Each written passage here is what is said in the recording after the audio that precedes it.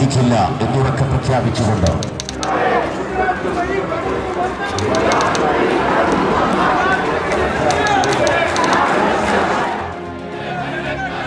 ഗുജറാത്തിൽ കടന്നു വന്ന ജനാധിപത്യ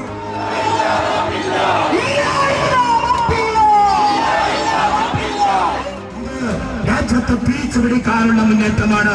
ഇന്ത്യയിലെ ജനാധിപത്യത്തെ, ഇന്ത്യയിലെ മതനിരപേക്ഷതയെ, ഇന്ത്യയിലെ പൗരസ്വാതന്ത്ര്യത്തെ തിരിച്ചുപിടിക്കാൻ വേണ്ടിയുള്ള പോരാട്ടമാണ്.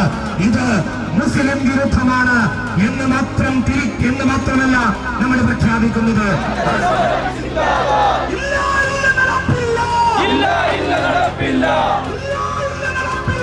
ഇല്ല